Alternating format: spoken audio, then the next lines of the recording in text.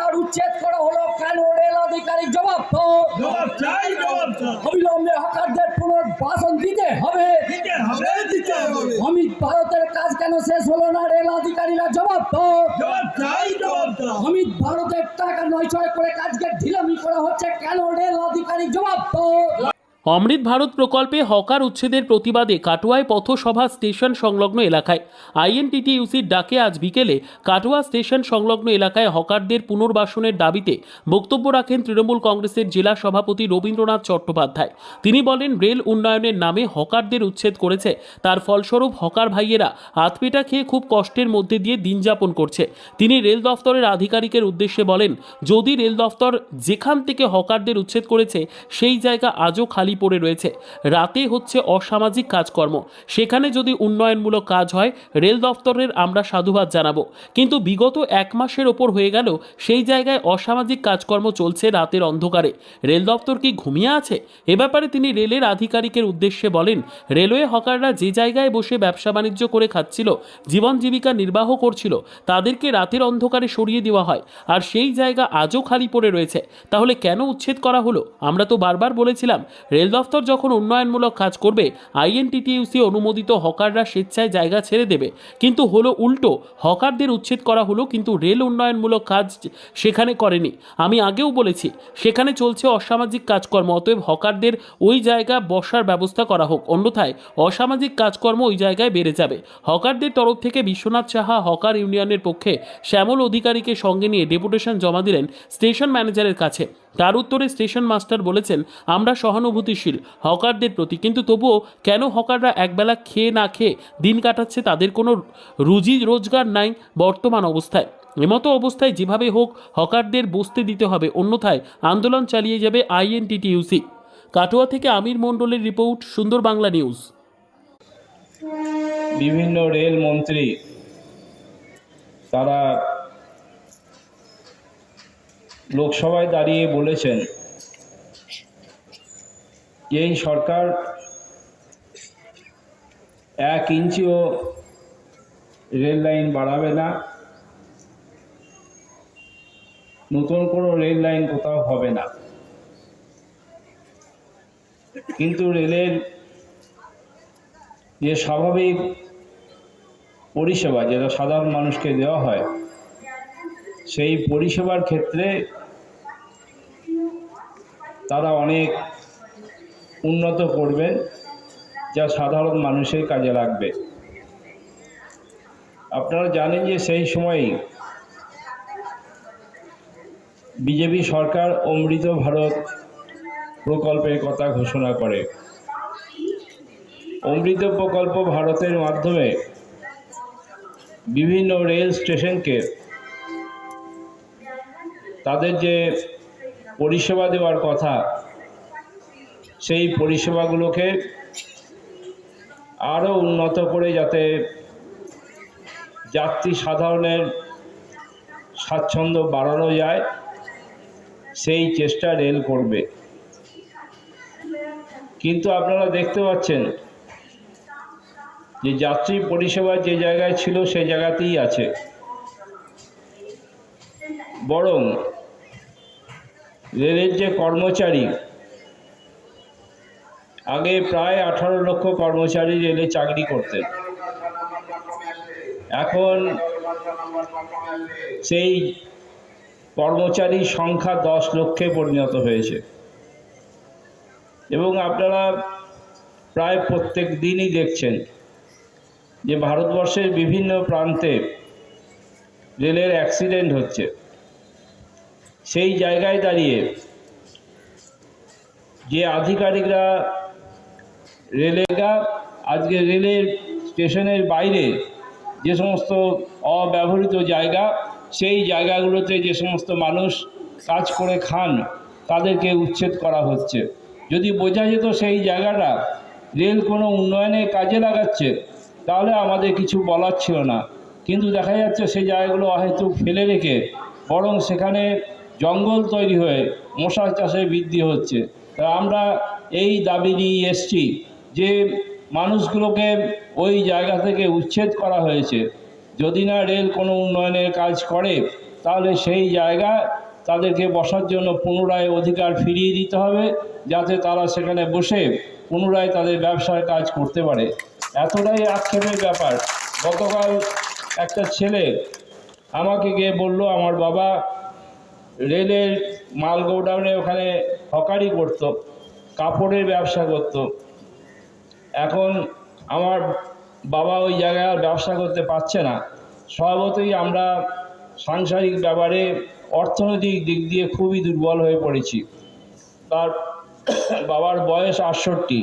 আমাকে বলছে আমার বাবাকে যদি একটা কোনো দোকানে কাজ দেখে দেওয়া যায়।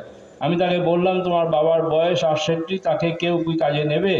কিন্তু দ্বিতীয় কোনো রাস্তাও আমাদের সামনে খোলা নেই। এই ধরনের যে মানুষগুলো আছে, আগামী দিনে তারা কি খাবে? এটা তো সরকারের দেখার কথা। সরকার তো ঠিক করবে যে তার দেশে মানুষ কিভাবে বাস করবে। আজকে যদি ঠিক ওই জায়গায় রেল কোনো জায়গা দিতে না পারে, তাহলে রেল তাদের অন্যভাবে পুনর্বাসিত করার ব্যবস্থা করুক।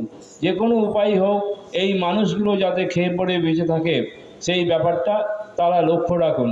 আমরা আশা করব রেলের যে আধিকারিকরা মনে করছেন যে গায়ের জোর দেখিয়ে এই সমস্যার সমাধান হবে, তারা ভুল রাস্তায় হাঁটছেন। আমরা বারে বারে আবেদন নিবেদন করছি আপনাদের কাছে, সেটাই কিন্তু শেষ কথা নয়। স্বভাবতই আপনারা যদি সচেতন না হন, আপনারা যদি নিজেদের যে অপকর্ম সেগুলো যদি বন্ধ না করেন, আগামী দিনে কাটোয়ার সাধারণ মানুষ এই হকারদের সঙ্গে থেকে তার মোকাবিলা করবে, সে সম্পর্কেও আপনারা সচেতন থাকুন। আমরা আমাদের যারা নেতৃস্থানীয় ব্যক্তি, তারা রেলওয়ে স্টেশন ম্যানেজারকে ডেপুটেশন দিতে গেছেন। ডেপুটেশন দিয়ে আসার পর তারা কি বলেছেন সেটা শুনে আপনারা যাবেন। আমি আমার বক্তব্য এখানেই শেষ করলাম। জয় হিন্দ, বন্দে মাতরম। তৃণমূল প্রথা আমরা এতদিন দেখে এসেছি, বর্তমানে দেখছি রেল প্রশাসন যেন আমাদের সিভিল প্রশাসনের সরাসরি বিরোধিতা করতে তৎপর হয়ে উঠেছে। তারা ভেবে নিচ্ছে যে তাদের রেল দপ্তরটা একমাত্র তাদেরই, তাদের জনগণের নয়। কিন্তু তারা যারা সদস্য, সাধারণ মানুষ, তৃণমূল কংগ্রেসের নেতৃত্ববৃন্দ এবং কর্মীরা উপস্থিত রয়েছেন, কাটোয়া বিধায়ক, পূর্ব বর্ধমান জেলা তৃণমূল কংগ্রেসের সভাপতি, আমাদের পথপ্রদর্শক, তার দীর্ঘদিনের অভিজ্ঞতায় কাটোয়া এলাকার সমস্ত মানুষ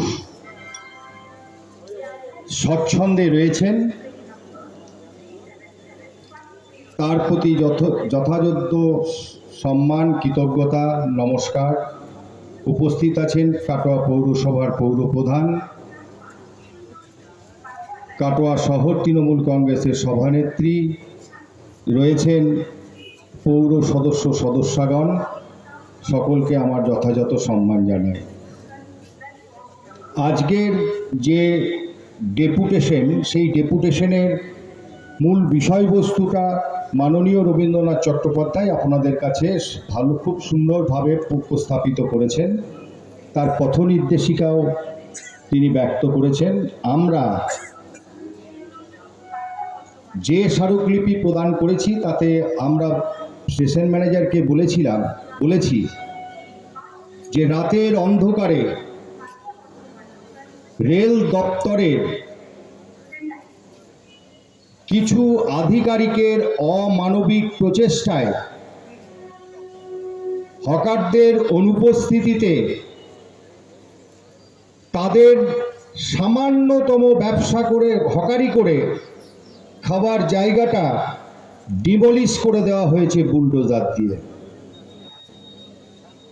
তার প্রতিবাদ আমরা স্টেশন ম্যানেজারকে করেছি এবং হকাররা যাতে পুনরায়, যতদিন না পর্যন্ত রেল ওইখানে উন্নয়নমূলক কাজ করছেন ততদিন পর্যন্ত তাদেরকে বসতে দিতে হবে, তাদের রুজি রোজগারের ব্যবস্থা করতে হবে।